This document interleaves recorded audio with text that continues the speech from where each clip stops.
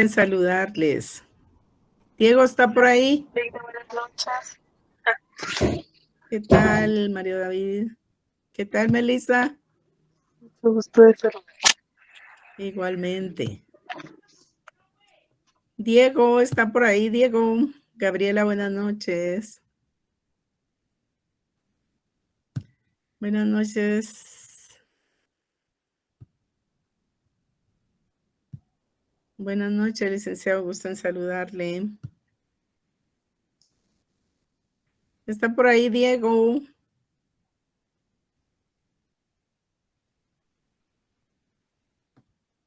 Diego. ¿No está por ahí, Diego?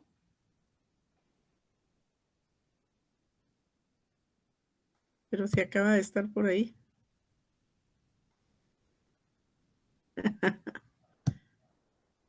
¿Será, Hugo?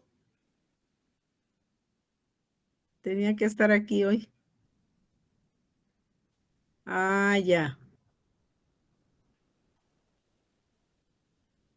¿Qué le tocó en el trabajo, Diego? Hoy.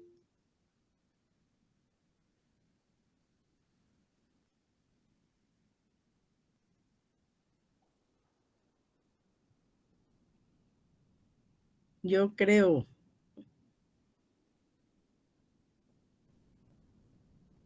Bueno. Ah, ya. No, sí, no. Es otro Diego, pero sí está con nosotros, Diego. Son dos distintos. Bueno. Jóvenes, por ahí los voy a estar molestando con su cámara porque les quiero ver la carita. Por ahí vamos a necesitar ubicar fundamentos legales, entonces los voy a estar molestando. Por eso es que necesito verlos, porque... ¿Qué pasó, Mili?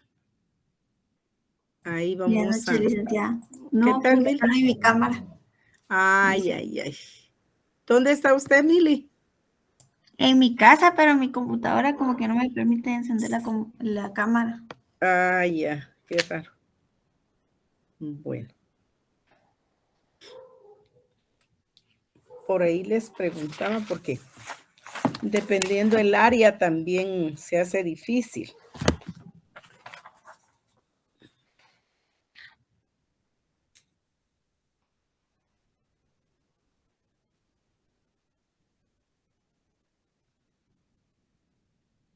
¿Y por dónde está Marvin?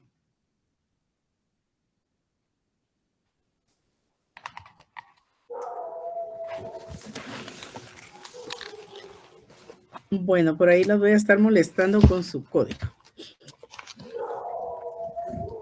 Estábamos viendo características de las obligaciones, ¿se recuerdan? Ay. ¿Qué tal no está lloviendo por allá? ¿Verdad que sí? Ya decía yo. Bueno, está bien. Hablábamos de las características de las obligaciones de derecho mercantil. En ese orden de ideas habíamos establecido que una de las características importantes que se dan en el derecho mercantil es que los principios filosóficos sustentan las obligaciones y los contratos mercantiles. ¿Se recuerdan de esa? Hablamos también de la solidaridad de los deudores y fiadores, cómo funciona en civil, cómo opera en mercantil, eso ya lo saben. Hablamos de la exigibilidad de las obligaciones puras. Hablamos que hay exigibilidad. Ay. Bueno. Sí, a usted lo estaba llamando, Diego, es verdad. Bueno. Entonces, en la exigibilidad de las obligaciones puras dijimos que hay tres casos en particular. Las obligaciones que tienen plazo, cómo opera la exigibilidad en ellas. Las obligaciones que no tienen plazo, cómo opera la exigibilidad en ellas y las obligaciones que por su naturaleza no hay la posibilidad de cumplir con la obligación en un plazo establecido, ¿verdad? Entonces el plazo se acomoda a la naturaleza de las obligaciones que se deben de cumplir. Ese es el tercer caso. Hablamos también que la prórroga en cualquier contrato mercantil debe ser expresa. Hablamos también de que hay el retraso en el cumplimiento de las obligaciones mercantiles. ¿Cómo se llama ese retraso en el cumplimiento de las obligaciones mercantiles, jóvenes? A ver quién se recuerda. Mora. La mora, muy bien, sí, Tiffany, sí, Mili. Es la mora, muy bien para todos porque sí lo saben. Entonces ahí tenemos la mora. La mora es el retraso en el cumplimiento de las obligaciones en mercantil. Así es en civil también, ¿verdad? Hablábamos también de la productividad de intereses, ¿verdad? Que las obligaciones mercantiles, los negocios jurídicos mercantiles, los contratos mercantiles, pues obviamente conllevan la obligación. Sí, Reinaldo, pero es totalmente diferente.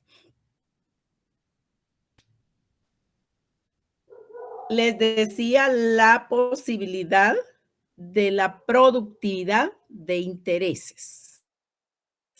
Es decir, que estamos frente a obligaciones mercantiles, se van a producir intereses, ¿verdad? Ya sea los intereses pactados por la obligación per se o ya sea los intereses moratorios, o sea, los intereses por mora, que ya los vamos a ver adelante. Yo recuerdo por ahí que ustedes vieron también la retención, el derecho de retención. ¿Alguien se recuerda de algo del derecho de retención? ¿A qué se refiere el derecho de retención? ¿Alguien nos puede decir algo al respecto? Sí, lo que entendí fue Sí, que, Mili. perdón, primero las damas ahí. Vaya. Sí, licenciada, que el derecho de retención es el derecho del comerciante de retener bueno, un objeto o sí, algún objeto que la persona, digamos, no le, por ejemplo, damos el ejemplo del hotelero, ¿verdad? Que entonces Ajá. tenía sus maletas porque no le había pagado y, o sea, no había cumplido con su obligación, ¿verdad? Entonces él retuvo su maleta. Y está regulado en el artículo 682 del Código de Comercio. Ay, eso sí, no sé, nos vamos a mirar.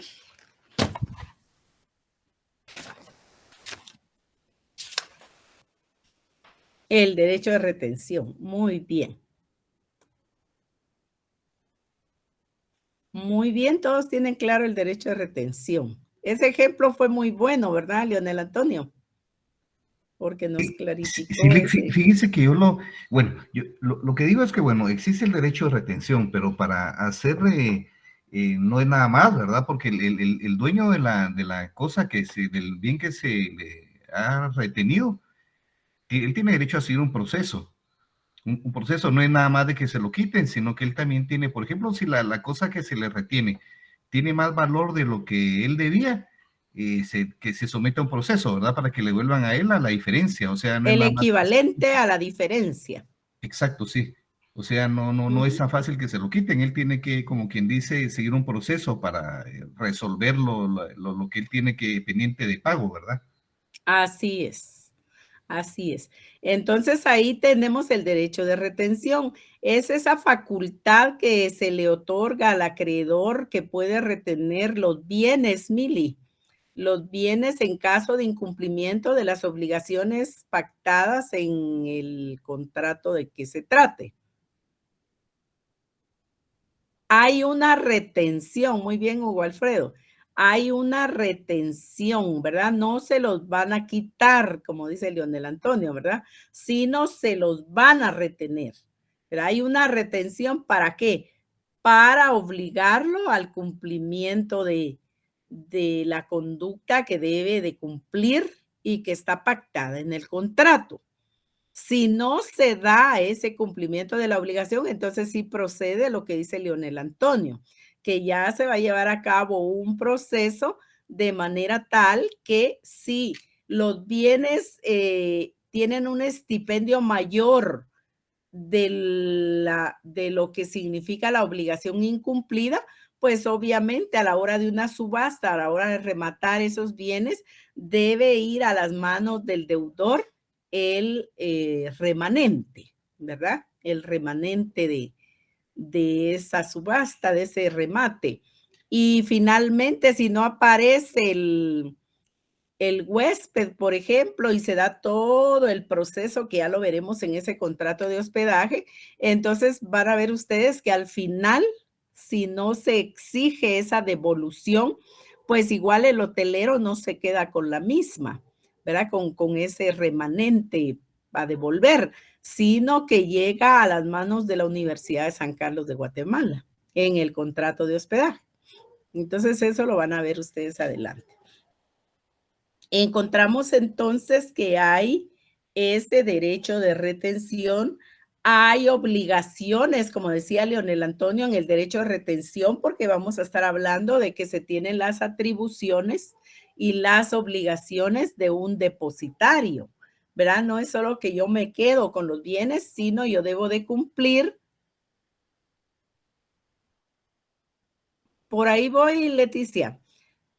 Se debe de cumplir con lo establecido en el contrato, ¿verdad? Entonces, yo soy depositario, tengo obligaciones de depositario, la ley es clara. Entonces, ahí tenemos ese, o que produce el embargo de esos bienes retenidos también, ¿verdad? Entonces, ese derecho de retención va a provocar en un momento dado el entablar una demanda dentro de un plazo establecido y garantizar también que efectivamente se va a proceder en contra del obligado, ¿verdad? Entonces hay que prestar esa garantía que va a venir a ser la seguridad de que se va a demandar la subasta, el remate de esos bienes, ¿verdad? Entonces todo eso es derecho de retención. Encontramos a su vez que hay otras características. Hay otras características establecidas, ya decíamos, el derecho de retención, ya decíamos la solidaridad de los deudores, la exigibilidad de las obligaciones puras, la expresividad de la prórroga, que todas las obligaciones mercantiles que se prorroguen, la prórroga debe ser expresa. No se va a presumir, ¿verdad? Sino va a ser expresa. Eso es muy, muy importante. Ahora ustedes definían muy bien la mora, ¿verdad? El retraso en el cumplimiento de obligaciones. ¿Qué significa entonces eso? Que hay otra característica. ¿Cómo opera la mora en mercantil y cómo opera la mora en civil? ¿Qué diferencias encontramos, Leonel Antonio, entre la mora civil y la mora mercantil? ¿Qué nos puede decir? Sí, yo diría que la mora mercantil es un poquito más drástica, ¿verdad? Me da la impresión de que en lo civil todavía hay una oportunidad ahí de negociar o alguna cosa, pero lo mercantil, por ejemplo, cuando hay cláusulas establecidas son bien terminantes, que de una vez, si hay una cláusula, de una vez le quitan y ya no hay derecho de mucho. Bueno, Ajá. así se me ocurre, ¿verdad? Inicialmente, no sé, tendría que leer más de eso. Muy bien. ¿Qué nos dice Sergio? Buenas tardes, licenciada. Que la Buenas diferencia tardes. es que en la civil es a requerimiento y ¿cómo se habla? En civil, la mora se debe de requerir por parte de la persona que es beneficiaria, digámoslo desde ese punto de vista.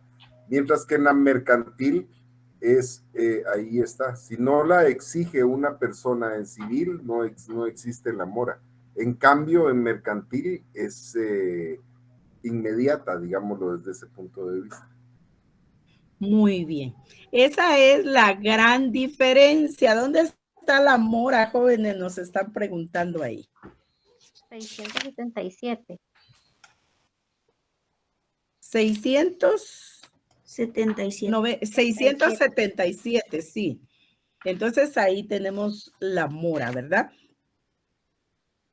En las obligaciones y contratos mercantiles, pues se va a incurrir en mora sin necesidad de requerimiento, sin necesidad de interpelación del acreedor al deudor, ¿verdad? Lo que decía Sergio, de manera inmediata nace a la vida jurídica la figura de la mora. ¿Por qué? Por el incumplimiento en las obligaciones mercantiles. Entonces, desde el día siguiente al día en que venzan o sean exigibles las obligaciones mercantiles, va a nacer a la vida jurídica la mora, sin aviso previo, sin requerimiento, sin interpelación.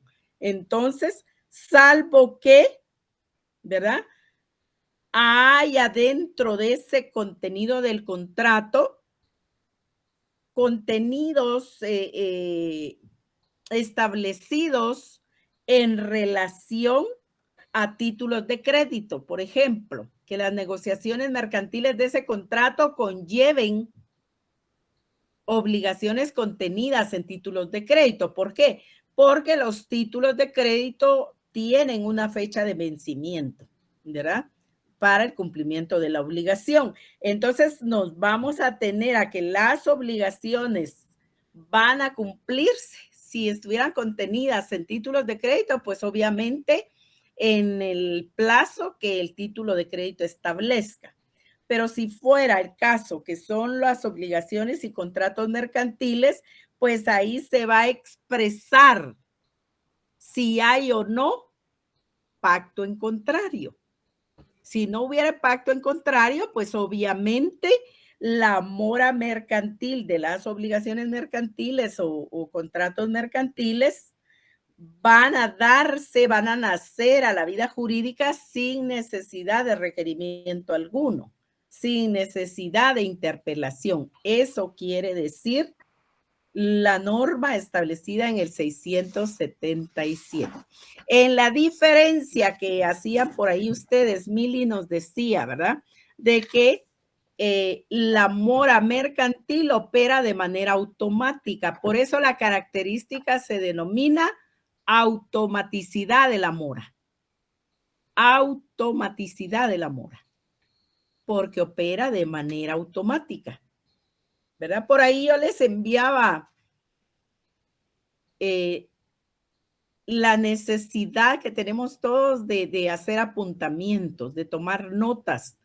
Y miren ustedes cómo está un cerebro que escucha y cómo está un cerebro que además de escuchar, anota, ¿verdad? Entonces, por ahí les envié eso con un buen propósito. Entonces, encontramos que si ustedes se van al 1428 del Código Civil, ahí van a encontrar la mora civil. ¿Qué establece la mora civil? Nos decía Sergio, que si no hay requerimiento, no hay mora. Si no hay interpelación del acreedor al deudor, no nace a la vida jurídica la mora civil. Mientras que en mercantil, y poníamos un ejemplo, ¿verdad?, de que la mora opera automáticamente. Entonces hay automaticidad de la mora, que era lo que decía Mili. Encontramos entonces en el 677, como ustedes ya pudieron escuchar, que para que haya mora mercantil no es necesario que haya interpelación, sino que lo que es necesario es que haya vencimiento del plazo, del contrato, de la obligación, para que el día siguiente del vencimiento de ese plazo, pues se tenga por consolidada la existencia de la mora mercantil. Esa es la gran diferencia entre la mora civil y la mora mercantil. Encontramos también otra característica, que es la productividad de interés. ¿Se recuerdan antes de pasar ahí? ¿Se recuerdan cuál fue? Sí, Diego, la falta de cumplimiento de cualquier obligación. Y si fuera el caso de un crédito, entonces un préstamo, entonces usted cae en mora cuando no cumple con la obligación de pagar en tiempo la amortización, ¿verdad? Entonces, y van a ver algo más grave adelante, cuando no se cumple. Entonces, encontramos que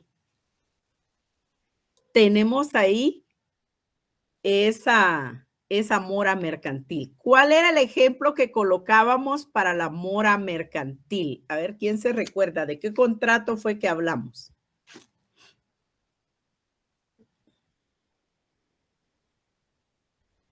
Alguien que se recuerde cuál fue el ejemplo que pusimos.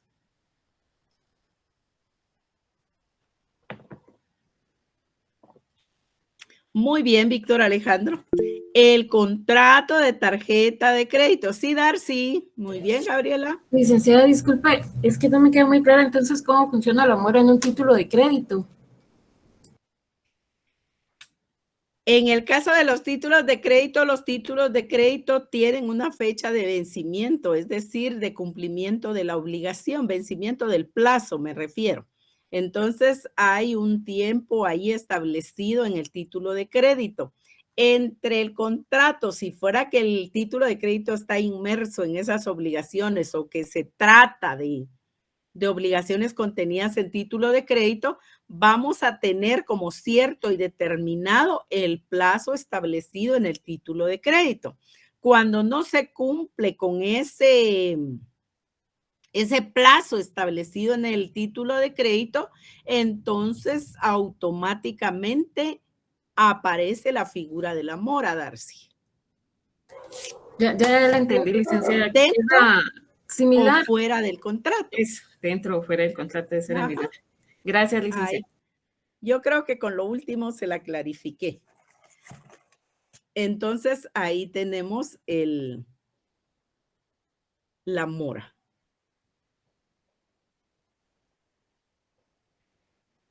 El acuerdo es, o el plazo es, recuérdense ustedes, eso veíamos en un día de sesión de clase, que si estamos hablando de que es a principio de mes, entonces se tiene como principio de mes el primer día hábil del mes.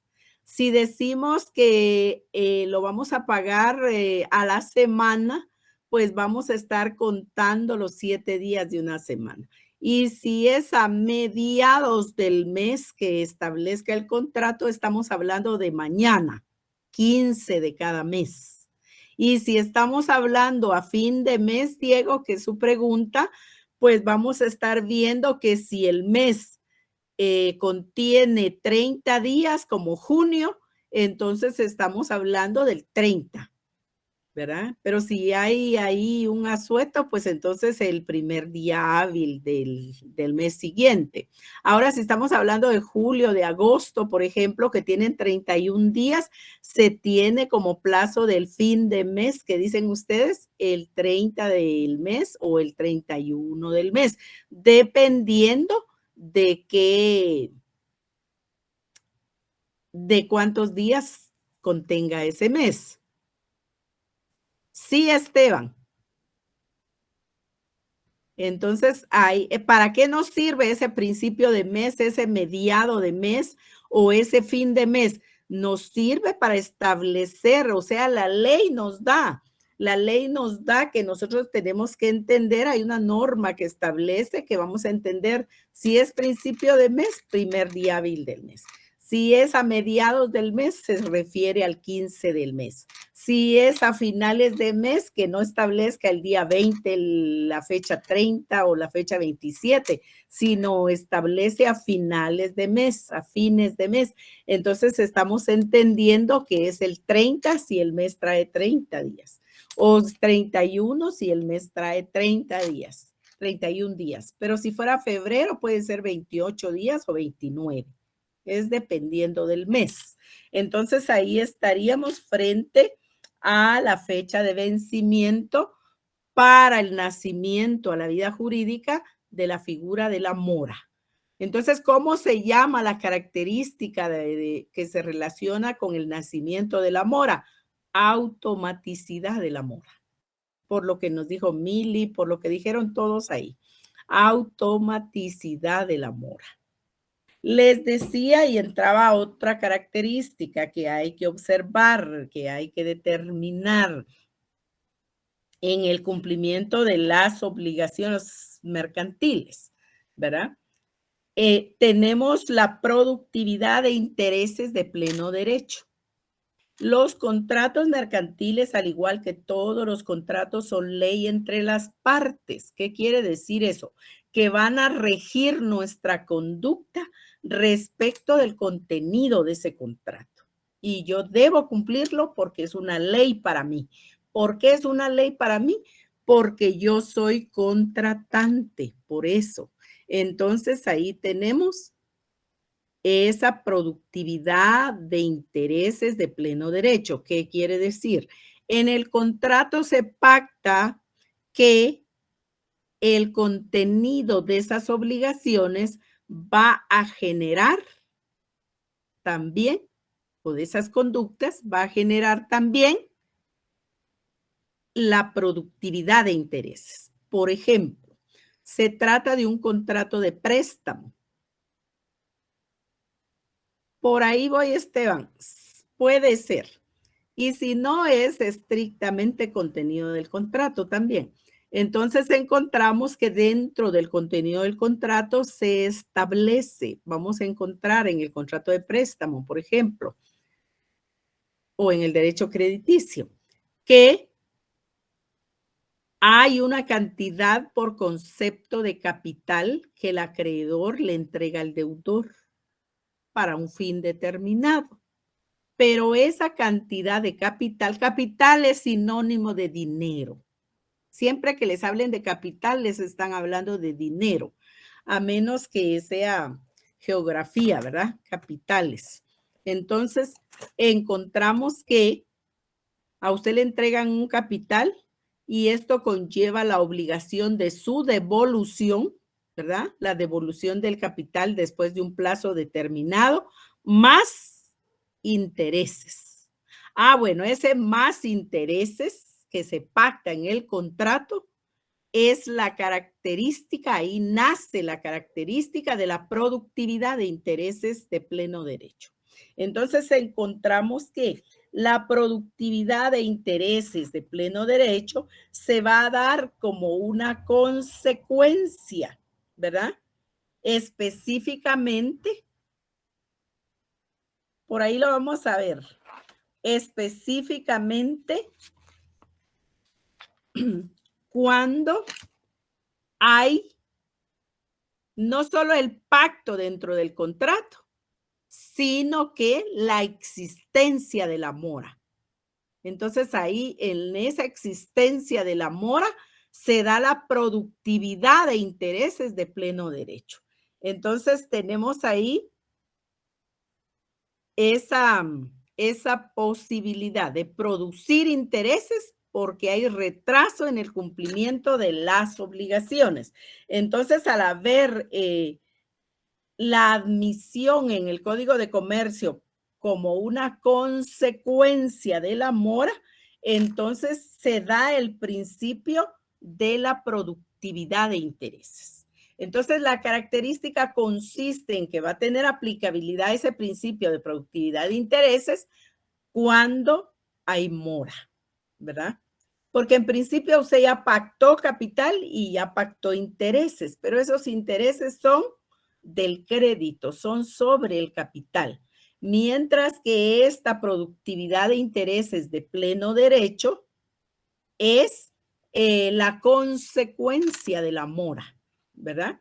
Entonces ahí tenemos que la productividad de intereses de pleno derecho se va a venir a dar porque hay incumplimiento de la obligación, ¿verdad? Previamente contraída, por supuesto. Entonces, el deudor que cae en mora da lugar al nacimiento de la productividad de intereses de pleno derecho. Esa es otra característica. Ahora me voy por ahí a algo que nos decía, yo creo que fue Lionel, que nos decía capitalización de intereses. Entonces, cuando hablamos de la capitalización de intereses, ¿sí, José Manuel? Sí, licenciada, antes de que siga, porque si sigue y luego yo me pierdo más.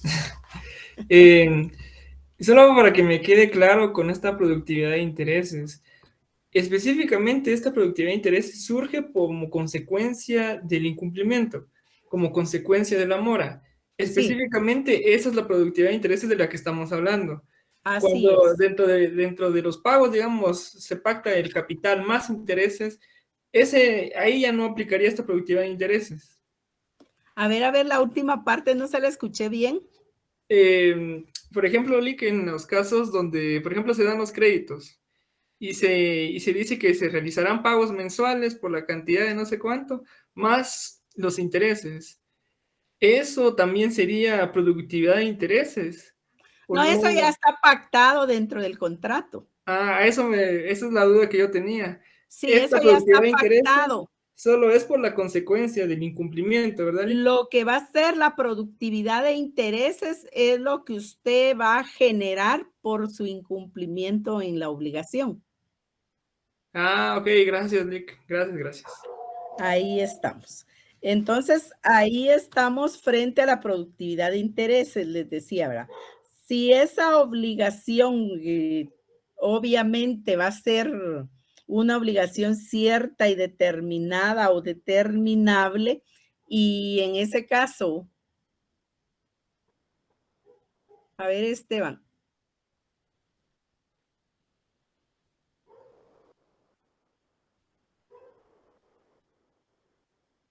Así es. Es que vean, pero no he llegado ahí porque esa es otra característica, Esteban, pero tiene relación. Encontramos entonces que ahí vamos a estar frente a la productividad de intereses. ¿Por qué? Porque Josué no cumplió con su obligación de pagar en tiempo la amortización que tenía que hacer efectiva. Vamos a suponer que Josué tenía que hacer efectivo el cumplimiento de una obligación crediticia el 1 de agosto o a fin de mes, 31 de julio, pero no lo hizo. Entonces, el día siguiente, 1 de agosto, 2 de agosto, 3 de agosto, 4, 5, 6, 7, 14 de agosto, entonces ese tiempo, a partir del 1, que fue cuando se constituyó la mora, porque Josué no hizo efectivo el pago en tiempo de capital y de intereses, entonces nace a la vida jurídica la mora. Y al nacer a la vida jurídica la mora, se da la productividad de esos intereses de pleno derecho. Ahí estamos frente a ¿qué? Les decía, el 1 de agosto, el 2 de agosto, el 5 de agosto, el 10 de agosto, hasta el 14 de agosto. ¿Qué ha pasado? Que hay productividad de intereses de pleno derecho. ¿Por qué? Porque Josué está en mora. Ahora sí, Josué. Sí, Lick, gracias por la explicación. Y esta productividad de intereses, la cantidad de intereses que se va a generar, esto se va a pactar dentro del contrato. Por ejemplo, se podría pactar 10 quetzales por cada día de incumplimiento. Así es. Ok, Lick, gracias. No, Andrés, no prescribe. Al contrario, ahí se recuerdan que, sí, Mili, ahí se recuerdan que los intereses son como los niños, no paran de crecer. Entonces, ahí tenemos intereses todos los días. Y cuando le vienen a calcular sus intereses para el mes siguiente, ya se imagina usted qué cantidad lleva, ¿verdad? Entonces, Mili, usted preguntaba si se computan por día esos intereses moratorios y la respuesta es dependiendo cómo esté pactado en el contrato. Ah, ya, Puede ser gracias. diariamente, sí. Puede ser mensualmente también. Es como se pactaron en el contrato. Si usted no cumple, ¿qué va a pasar? ¿Estamos, Mili? Sí, gracias, licenciada. Eso es, Esteban. ¿Cuál era el ejemplo que poníamos para los créditos? Por ejemplo, el contrato de tarjeta de crédito, ¿verdad? Ese fue el que colocamos. Ahora tenemos otra característica en las obligaciones mercantiles. Tenemos la capitalización de intereses. ¿Cómo entendemos la capitalización de intereses? Hay que entender, para entenderla vamos a leer una norma. Alguien que nos lea el artículo 691, ahora sí. Artículo 691. Capitalización de intereses. En las obligaciones mercantiles se podrá pactar la capitalización de intereses, siempre que la tasa de interés no sobrepase la tasa promedio ponderada que apliquen los bancos en sus operaciones activas en el periodo de que se trate. Muy bien. Entonces vean ustedes la capitalización de intereses establecida en el artículo 691. En las obligaciones mercantiles se podrá pactar, no es obligatorio, son las partes las que deciden. Intereses, ¿verdad? Se va a pactar intereses. Pero ¿cómo se va a pactar esos intereses? Pues se pacta la capitalización de ellos. ¿Qué quiere decir eso? Capitalización de intereses. Quiere decir que el incumplimiento de obligaciones va a dar lugar a que los intereses se conviertan en capital.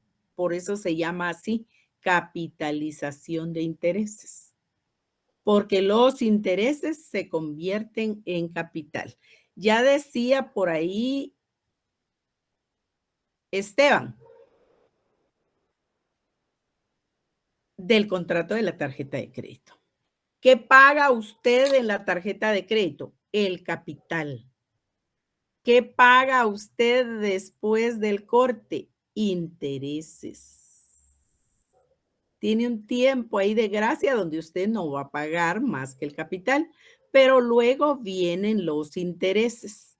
Ahora bien, si usted no paga capital y no paga los intereses pactados, entonces viene a generar la productividad de intereses de pleno derecho. Y entonces ese interés, ¿cómo lo vamos a llamar, Josué? Para que no se nos olvide, interés por mora o interés moratorio. Entonces tenemos el capital, el interés por capital y el interés moratorio. ¿Estamos claros ahí, José? Sí, gracias. Bueno, y Pocas para todos, palabras, no lo que cobran tenga dos dudas, veces, ¿verdad, licenciada? ¿qué manda? En pocas palabras, nos lo cobran 2 veces. Ah, yo diría que más. Qué cruel. Sí, no, sí es cierto. Fíjese que eso a mí me parece bastante cruel, porque bueno, cruel pero legal. Entonces Sí. los riesgos de echarse la firma ahí es un poquito que la autonomía de la voluntad cae sobre el promitente, ¿verdad? Entonces él ahí pone sus condiciones y el otro amigo, si no fue precavido, sufre, ¿verdad? Que le cobren tanto. Entonces yo digo, ahí hay mucho trabajo para nosotros para asesorar a las personas bien. Por eso es que lo estamos viendo y por eso lo aprendemos, ¿verdad? Claro. Claro.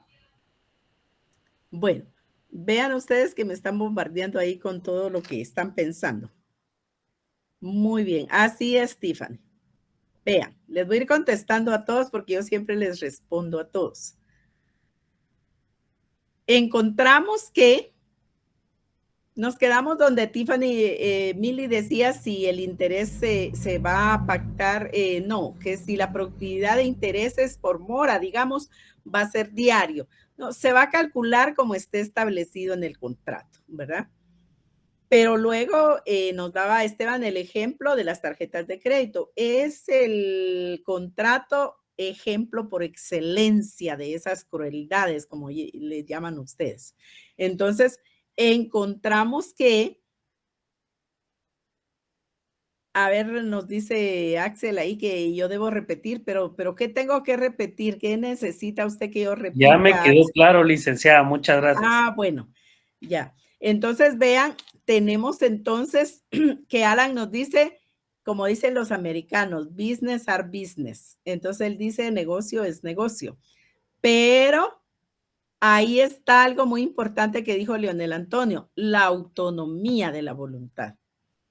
Porque si yo sé que esto realmente me va a ahogar económicamente o que no voy a tener capacidad de pago para estar pagando capital, para pagar intereses y todavía moratorios, pues tendré que pensar, aún cuando los negocios son negocios para los comerciantes, yo debo de pensar si eso es beneficioso para mí o no. Y si yo soy una buena administradora financiera, porque si no, entonces mejor digo que no, ¿verdad? También nos decía Oliver, cruel pero justo. No es tan así. Cruel si ustedes quieren, pero legal. Ahora que sea justo, eso es otro cantar, ¿verdad? Entonces, yo diría, Alan, la ley de los comerciantes, ¿verdad? Entonces, ahí estamos frente a ese tema. Ahora vean ustedes si los intereses moratorios van a cubrir el gasto del capital más los intereses que este genere. Realmente los intereses moratorios son los que nacen del retraso de incumplimiento de la obligación. Usted anteriormente ya pactó intereses por ese capital. Entonces va a estar el capital, va a estar el interés del capital y va a estar el interés moratorio. Entonces, así es como funciona. Ahora decía Milly, ¿la productividad de intereses es opcional? Sí, no es obligatoria. Tienen que llegar a un consenso los usuarios del servicio de créditos con el comerciante, ¿verdad? Con el banco, con la financiera o qué sé yo, con quiénes. Entonces, ahí, pero la pregunta es si esos contratos van a dar margen a que nosotros podamos negociar o no, ¿verdad? Eso es bien importante advertirlo, que eso lo veremos en la próxima clase. ¿Sí nos decía Leonel Antonio? Sí, totalmente de acuerdo cuando usted dice cruel, legal, pero injusto a todas luces, injusto. Entonces, lo que pasa, bueno, si me permite el comentario, tal vez me salgo un poquito del tema, si me lo permite. No tenga pena. Pero ahí también habría que hacer un análisis sociológico, ¿verdad? Que estos al final son controles sociales, son puros controles sociales, porque la gente se amarra con un crédito y caemos a aquello de lo que Michel Foucault decía de los panoptismos, ¿verdad? Entonces hay varias formas de encarcelar a la gente, no necesariamente en un establecimiento penitenciario, sino que en una deuda, ¿verdad? Y así controlan a la gente, es un método de control. Pero yo diría que también vuelvo a lo mismo, que los riesgos de estos contratos son los que hay que medir antes de todo, pues, y la autonomía de la voluntad también puede ser al revés, porque entonces en esos contratos unilaterales, los amigos esos que nos dan el dinero, así de manera cuasi coercitiva imponen las condiciones, pero el otro las acepta, ¿verdad? Y va lo legal, pero al final lo que sigue es lo injusto. Ahí estamos. Entonces, vean ustedes que para la época yo creo que es muy interesante advertir esta reflexión. La ignorancia es terreno fértil para todo este tipo de situaciones que vienen en desmedro de los particulares o de los consumidores, ¿verdad? Entonces, por eso es que uno debe documentarse y ser muy buen administrador con sus finanzas. Todos podemos ser administradores financieros. ¿Por qué? Porque tenemos un salario, porque tenemos un ingreso, porque somos comerciantes, porque etcétera, ¿verdad? Tenemos una jubilación o lo que fuere. Entonces, debemos de aprender a administrar bien ese emolumento que por la razón que sea, tenemos como ingreso. Entonces, cuando uno es un buen administrador, que no es muy fácil convertirse en buen administrador, pero cuando se es buen administrador, entonces uno va superando esos escollos y uno va viendo que puede ser mejor de otra manera. O, por ejemplo, si a mí no me es beneficioso tener tarjeta de crédito porque tengo que pagar determinada cantidad de administración y un seguro y otras cosas, pues entonces yo no tengo tarjeta de crédito, ¿verdad? ¿Por qué? Porque si tengo el dinero, hago el consumo y si no tengo, pues no lo hago, ¿verdad? Entonces, eso es aprender la sana y debida administración financiera. ¿Sí, José Manuel? Y a mí me surge la duda de ¿cuál es el límite de interés moratorio que se puede fijar? Ya nos decían aquí siempre que la tasa de interés no sobrepase la tasa promedio ponderado que apliquen los bancos en sus operaciones activas en el periodo de que se trate. ¿Qué quiere decir todo eso? Que no debe superar el monto de intereses que en ese momento están cobrando los bancos por esas operaciones de crédito. Entonces, ¿cuál es el límite? ¿Qué tasas hay hoy por hoy de intereses? Es dependiendo de qué crédito se trate. Si es un crédito que tiene como garantía, una garantía dura, se le llama en el ambiente, la garantía hipotecaria, por ejemplo, pues entonces la tasa de interés es menor. Pero si se tiene la garantía inmobiliaria, por ejemplo, de prenda inmobiliaria, entonces, o sea, la prenda que ustedes conocen usualmente, entonces ahí estamos frente a un riesgo mayor. Entonces, el porcentaje de interés lo tienen los bancos un poco mayor.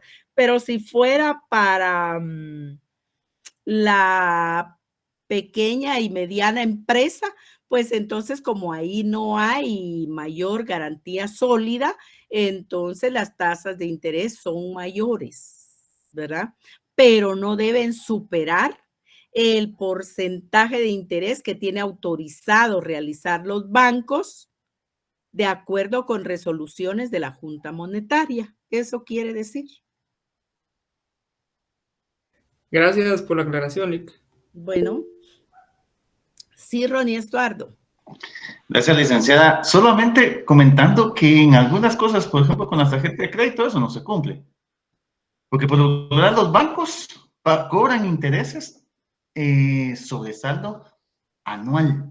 Mientras que la tasa de interés viene uno y le dice, mire, ¿qué tasa de interés? Usted tiene una tasa de interés del 3 o 4%. Ah, sí. ¿Es mensual o anual? Ah, es mensual.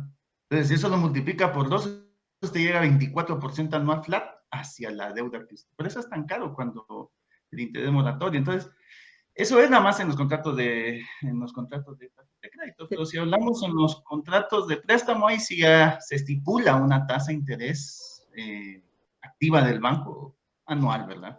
Y por eso fluctúa entre los grupos financieros 12, 13, 24%, pero es anual. Eso hay que tener mucho cuidado. Cambia. Es una muy buena observación, Ronnie Estuardo, porque vean que dice que en los detalles está el diablo, ¿verdad? Así dice un adagio.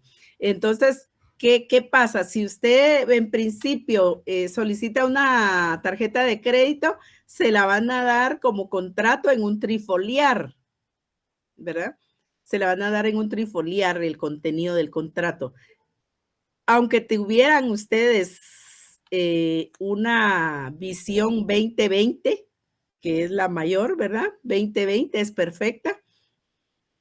No logran leer el contenido del contrato. y siempre tenemos prisa, siempre andamos corriendo. Entonces, ¿qué hacemos? Recibimos el trifoliar, lo firmamos y lo devolvemos, ¿verdad? Entonces, ¿qué pasa? Que nos estamos comprometiendo y vimos, a mí me pareció bien, lo firmé. ¿Por qué? Porque me decían que es el 1.5% de interés.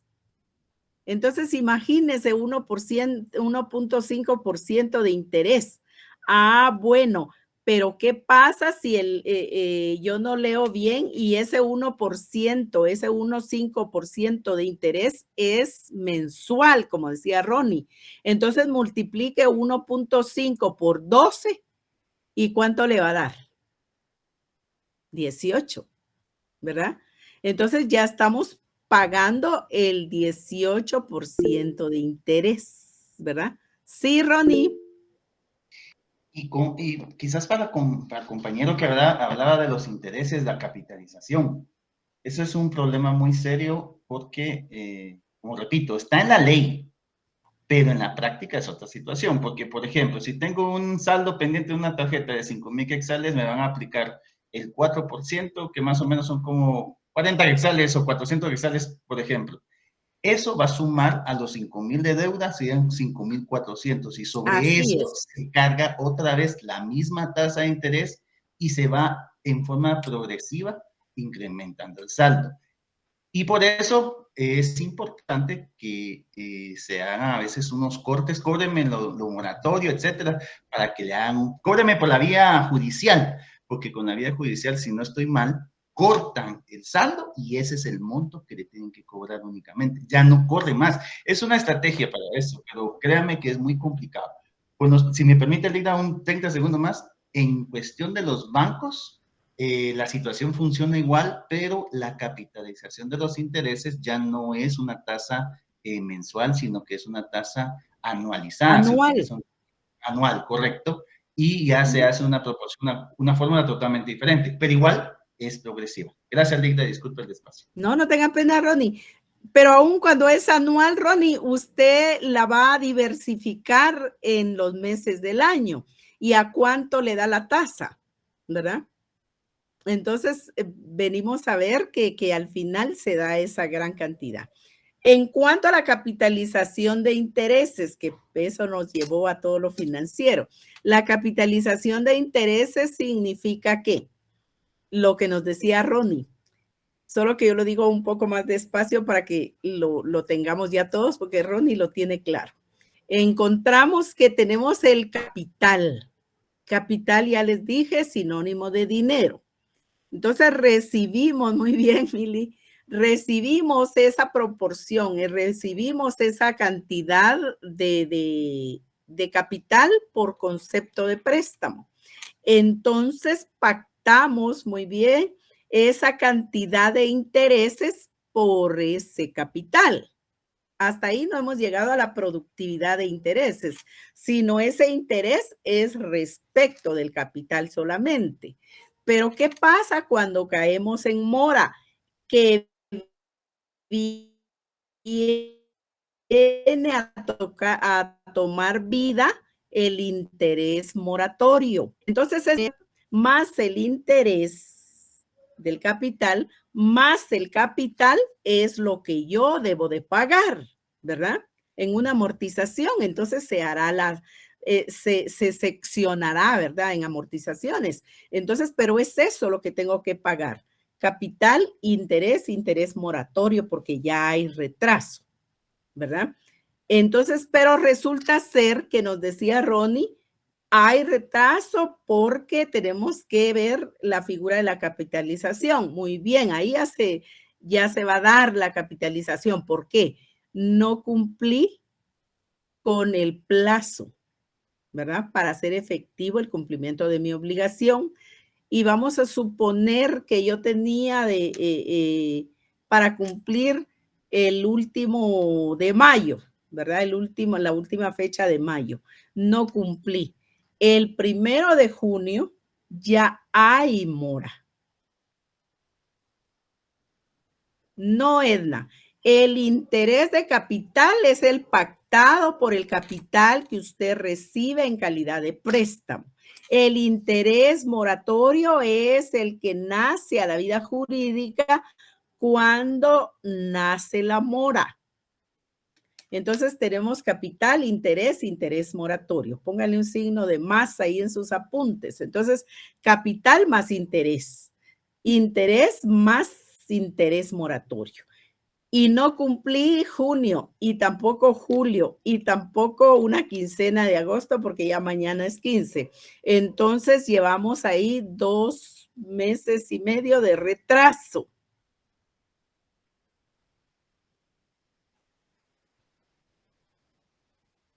No se está capitalizando porque usted paga su capital y paga su interés, paga su capital, paga su interés en la normalidad existente en el contrato. Entonces ahí no se está retrasando, pero ¿cuándo se da la productividad de intereses? Cuando nace la mora. ¿Cuándo se viene a capitalizar esos intereses? Cuando yo sigo dejando de cumplir con hacer efectivo el pago en la fecha que corresponde, ¿verdad? Entonces ahí, por eso en las tarjetas de crédito ustedes no paguen el mínimo, porque no van a salir jamás de esas obligaciones, ¿verdad? Entonces ahí tenemos que, tenemos interés moratorio de mayo, tenemos interés de junio, tenemos interés moratorio de julio y tenemos de una quincena de agosto. Así se los van a computar. Entonces ahí tenemos interés moratorio de 2 meses y medio. Esos 2 meses y medio de interés se saca la proporción del interés, el porcentaje, como decía Ronnie, y eso se acumula el interés.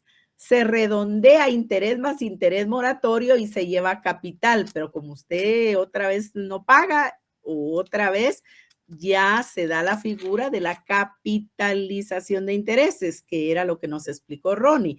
¿Por qué? Porque el capital es una cantidad X, pero como usted le tiene que sumar el interés y luego ahora sumar también el interés moratorio, se redondea esa cantidad compuesta, se llama por capital, interés, interés moratorio. Entonces, al redondear esa cantidad, sobre esa cantidad que es la sumatoria, se aplica el interés y se aplica el interés moratorio si usted se volviera a atrasar o a retrasar en el cumplimiento de la obligación. Y así sucesivamente, entonces su amortización al crédito va subiendo.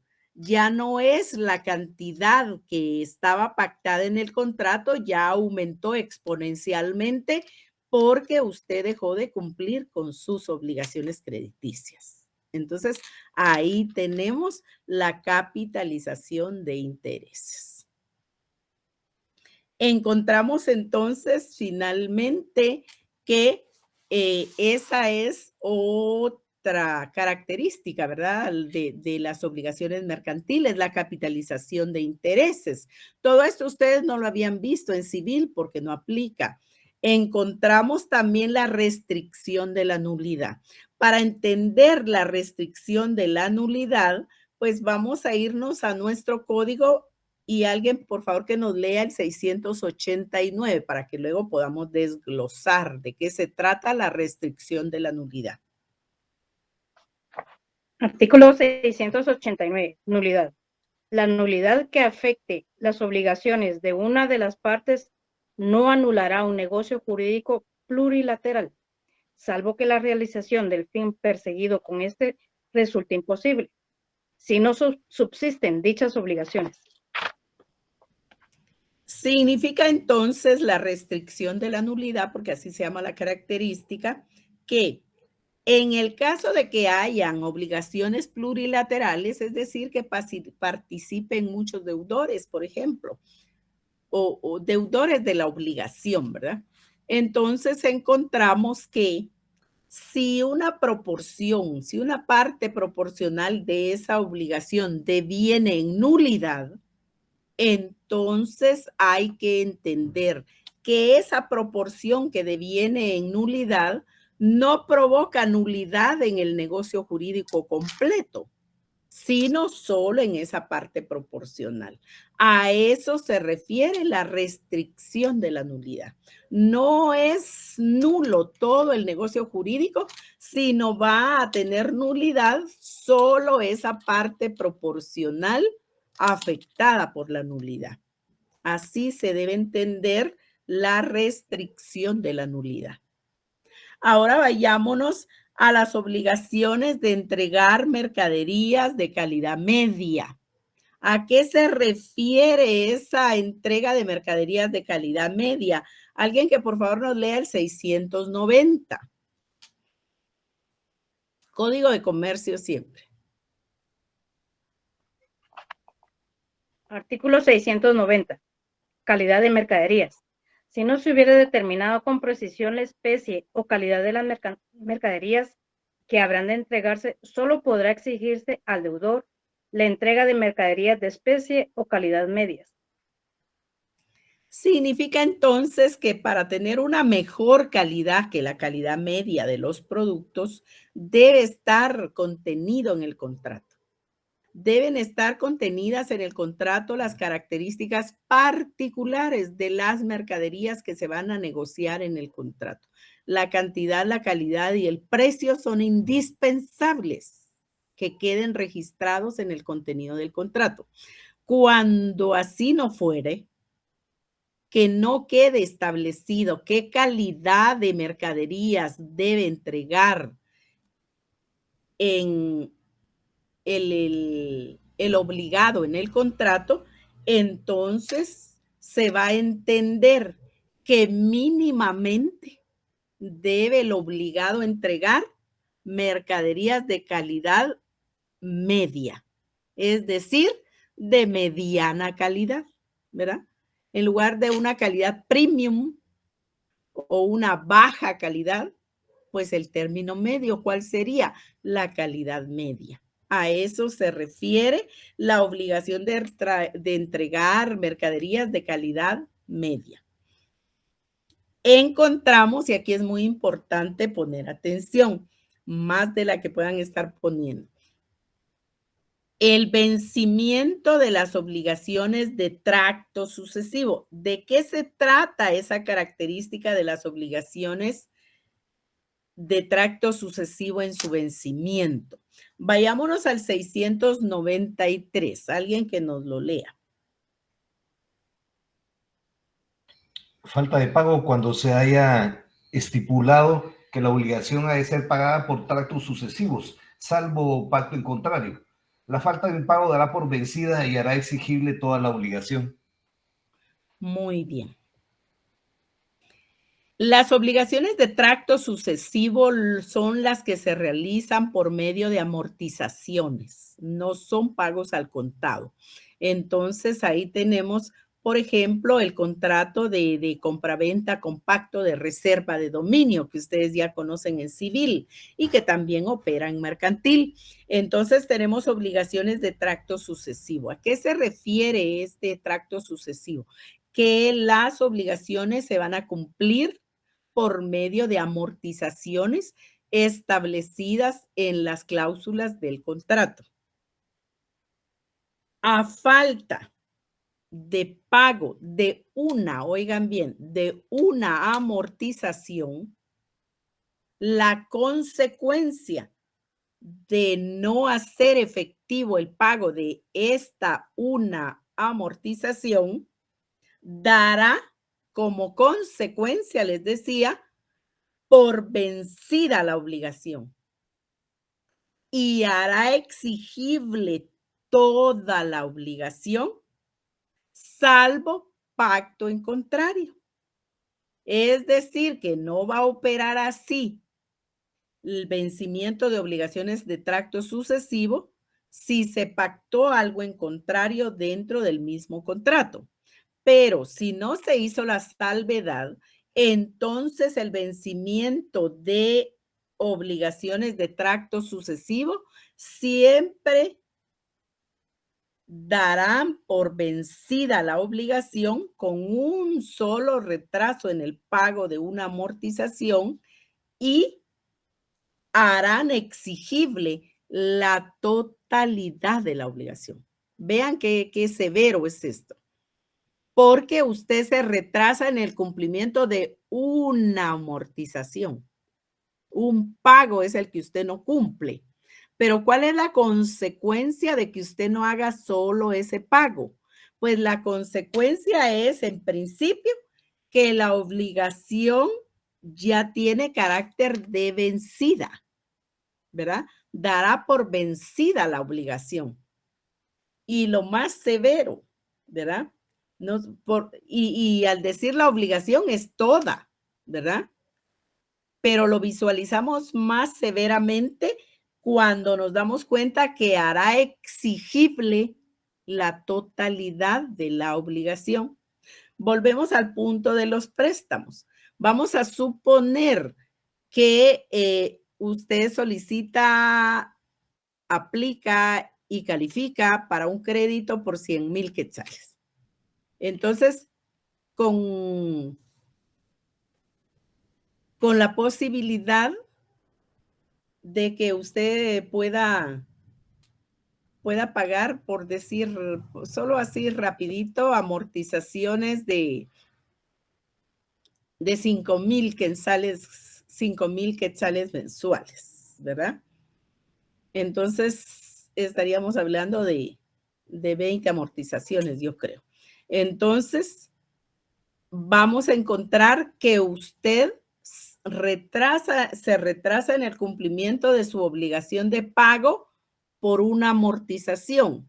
¿Cuánto dijimos que es la amortización? 5,000 quetzales.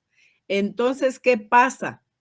Que no solo se da por vencida la obligación, sino que usted tiene obligación de cumplir, por no haber cumplido con una amortización, con la totalidad de la obligación. Es decir, usted tuvo un retraso en 5,000 quetzales, pero le van a exigir y se venció 100,000 quetzales, que era la obligación. Entonces, eso es lo severo.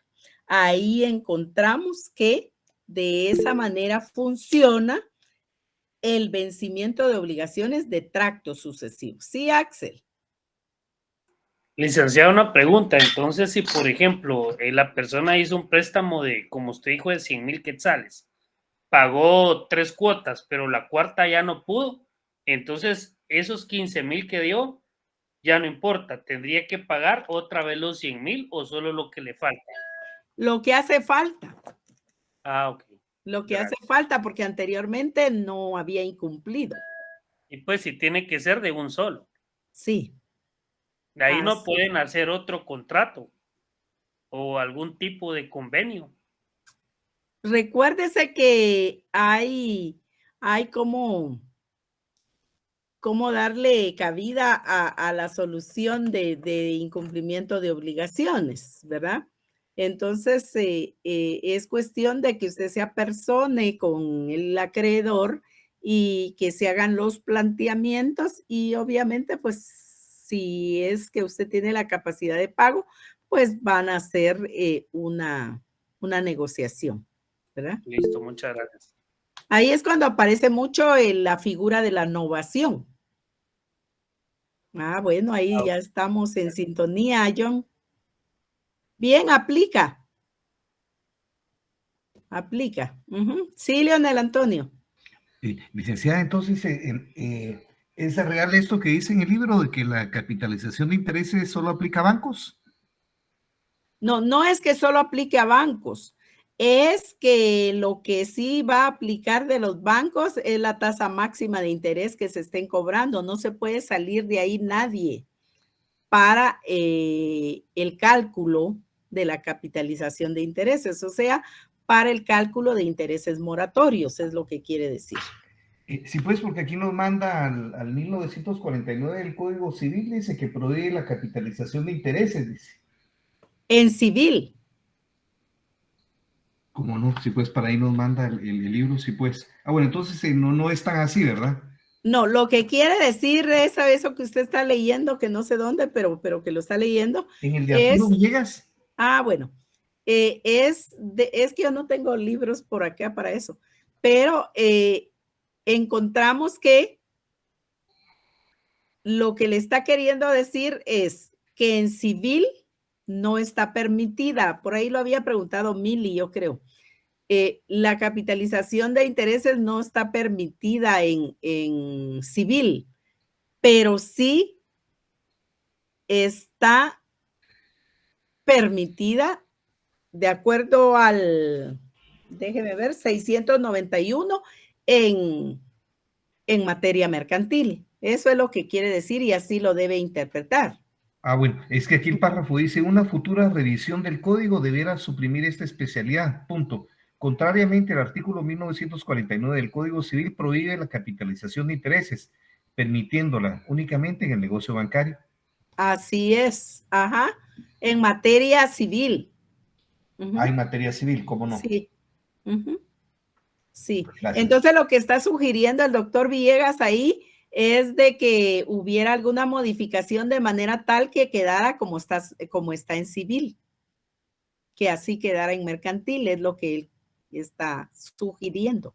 Excelente la sugerencia. Entonces, porque es leonino, ¿verdad? Porque es un pacto leonino el que se da la capitalización de intereses en materia mercantil. Esto vendría a modificar el 691, que fue el caso y qué bueno sería. Y ahora pasándolo, claro que sí, y pasándolo a las obligaciones de tracto sucesivo, el doctor Villegas aquí nos dice que hay que considerar el MIL en lo que se refiere a compra de venta de bienes inmuebles. Hay un plazo de 4 meses. Eso aplica en civil. También en civil. Muy bien. Qué bueno, Stanley. Sí, eso aplica en civil. Es que la ignorancia, perdonen que les diga, sí, por ahí lo voy a decir, licenciado Carlos Alberto.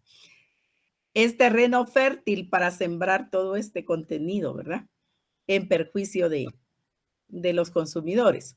Entonces, vean, la capitalización de intereses va a venir a ser parte de la misma productividad de intereses de pleno derecho, ¿verdad? Que nacen con la mora. Entonces, está la mora, está el interés, la productividad de interés y está el interés y capital, ¿verdad? Entonces, ahí se viene a conjugar la capitalización de intereses, ¿verdad? Porque el interés moratorio más el interés viene a ser capital y luego se calcula sobre esa cantidad que va cada día aumentando y así sucesivamente cada vez que nos vayamos retrasando.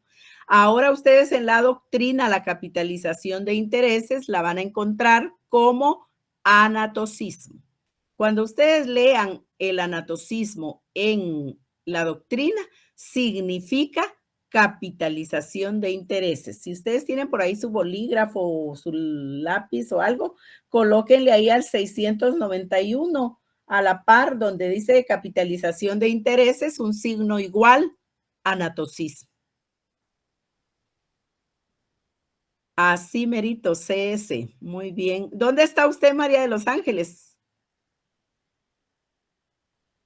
Entonces ahí tenemos la capitalización de intereses. Ah, ¿verdad que sí? Por ahí Muy bien.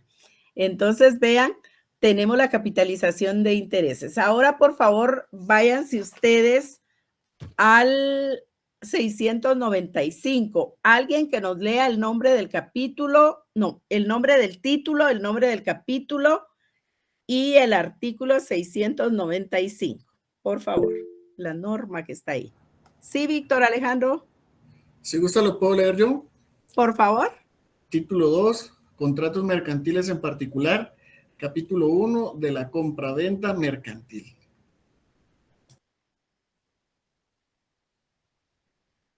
Leamos la norma del 695, por favor.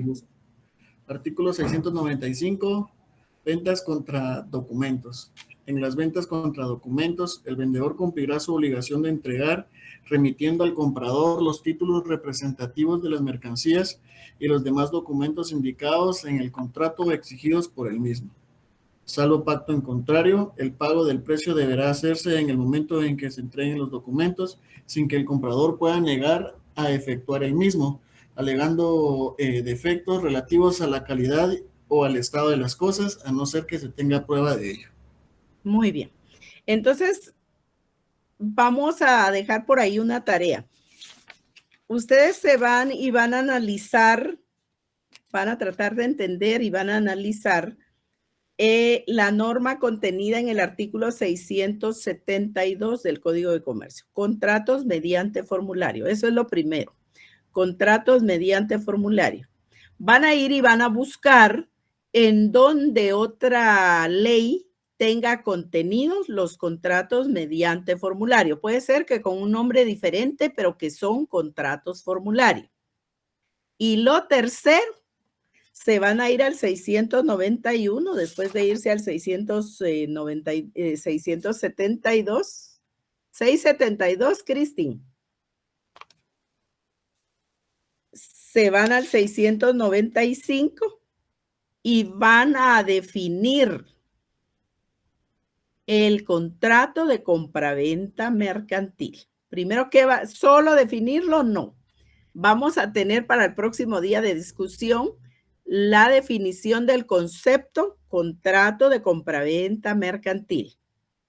Segundo, ¿qué más tiene ese contrato? Definición, elementos personales, quienes participan en la compraventa. Eso lo hemos dicho en clase. ¿Cuáles son sus características? Los elementos ahí se recuerdan que son elementos personales, elementos reales y elementos formales. Luego, las características que cumple este contrato de compraventa mercantil. Y por último, ¿cuáles son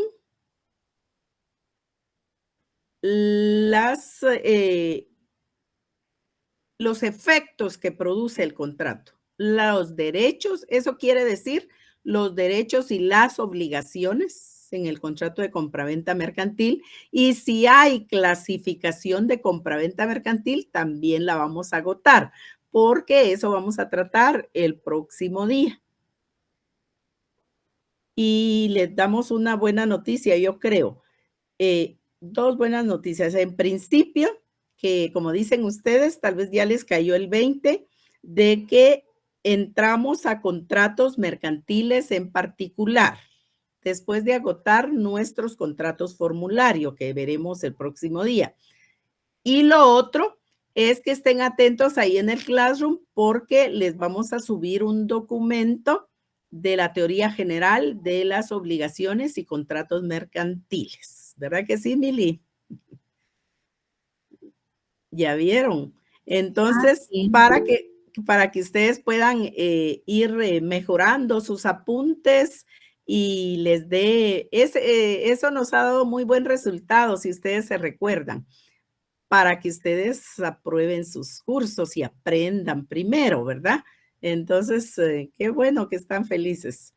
Entonces, de eso se estaría tratando. Sí, Ener.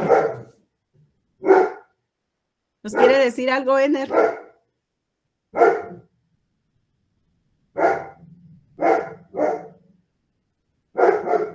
Bueno, Gaby, ¿qué nos quiere decir Gaby? Licenciada, perdone, fíjese que me voy a tener que retirar de la clase porque voy para la iglesia. Ya terminamos, con esto terminamos, Gaby. Ah, ok, gracias, licenciada. Que pase buenas noches y que pasen buenas noches todos y ya no hay algo más. Feliz noche. noche. Sí, eso es bueno, que oren por todos nosotros y por Guatemala, ¿verdad? Gracias, Leida. Feliz noche. Buenas noches, Feliz noche licenciada. para todos. Qué gusto saludarles. Qué bueno compartir con ustedes.